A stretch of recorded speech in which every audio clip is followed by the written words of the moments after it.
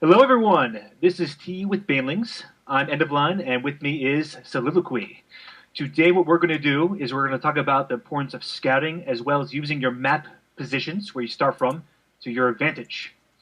So, Soliloquy, hello. Hello, how are you doing? I'm doing great. So, what do you have in store for us today? Don't spoil it, but just give me a little tease. Basically, this is what happens if you scout across air positions, and this is just a great thing to do to exploit the terrain and just exploit the weakness of an early Terran game. Awesome, awesome. Well, I'm ready. Are you ready? Yep. Okay, it will be on faster, and let's start in three, two, one. Planet. All right. So, when do you usually like to scout? Uh, when you're playing against Terran, it's usually personal preference. You can scout after you drop your pylon at 9 supply, or you can scout after your gateway at 13. I Okay. prefer 9 just because the Terrans they get that early marine out. So that's going to deny any scouting that you want to get. But if you send the probe in early, then he's not going to have anything to stop it. Right. Okay. So you want to scout before he can deny map control to a certain extent. And are you looking to see if he has gas or not?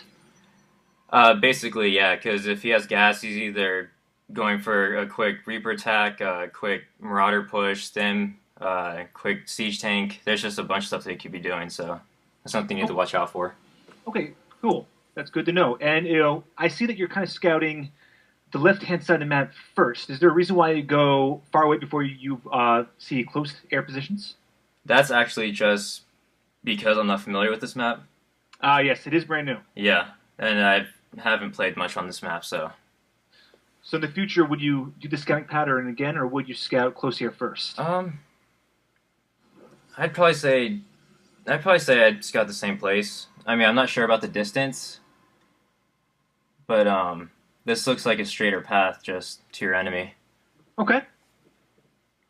Sounds good. But again, don't quote me on that one. I won't quote you on that one. Everyone else might, though. Yeah, yeah. Oh well. So I see you get your gas right about now. Yep, 15 gas, just Would you say this is standard build. standard, or do you do this for any particular reason? No, it's just standard. Okay. Standard PvT. 13 gate, 15 gas, 17 pylon, and then Awesome. 17 or 18 cyber core. I see. I see. So right now, neither opponent has seen each other what they're doing. So no one really knows what's going on at this moment. Nope. So what's going through your head right now? Right now, I'm just hoping he doesn't have the marine out yet. Because if he does, then the scouting is just going to be completely denied. All right, it looks like you get here just in time. You finally see him. There's no marine yet, and you see that he has zero gas. Yes, and what's going So through my head right now is probably a fast expand. okay. I know I don't have to worry about any Banshee play. Don't have to worry about any quick Reapers or Marauders. All right, so I see you put down your core, and you get your second gas early. That's because since we're close air positions, um, as you'll see in a second, I'm going to drop a Stargate just to exploit the terrain, Ooh, and just for the build that I'm going, you have to have the gas early on. I see, I see. So, for our viewers, normally if you attack this front choke area, because early Terran have Marines and have a lot of units that can attack them far away, they can really use a choke to their advantage, particularly if they throw down this bunker over here. Yeah, But because it's close air positions, you have this area where you can do Void Race, completely negating the terrain and completely negating this bunker at the front. yeah. That's very clever. It makes the Terran really uncomfortable because he has to keep switching his units in and out of the bunker. He has to keep microing them around while he's getting hit from two different places. So you're basically forcing him to have higher APM just to keep up with you at this point. Basically, and it's a lot less effort on my part. Okay. Now, because you saw what he was doing, I guess you decide not to fast expand, or are you doing that right now? No, I'm actually not going to fast expand just because I was going for more of a pressure build, Okay. Okay. and that's where the Stargate comes into play. And this is just like one gate robo, except instead of the robo, you get the Stargate. Awesome. Okay. Now, as you can see, on the outside of Terran's base, I'm building a pylon right there. Oh, I see that. That's very clever. Basically, I'm going to use the Void Ray to once again exploit the terrain, and then I'm just going to warp in units right there with the vision of the Void Ray. Oh, that's a very cute cheese. Very Yeah, clever. it's pretty adorable. So the only way for a Terran to stop that is he needs to have a scout in this vicinity to see it coming. Yeah, I guess so. I haven't really thought about what would stop this. Well, it looks like that he can't do that because he is turtling up. He's fast expanding pretty early, basically surrendering map control right to you. Yeah.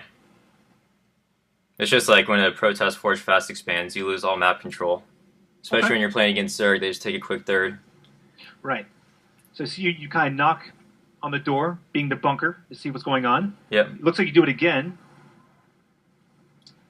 Oh.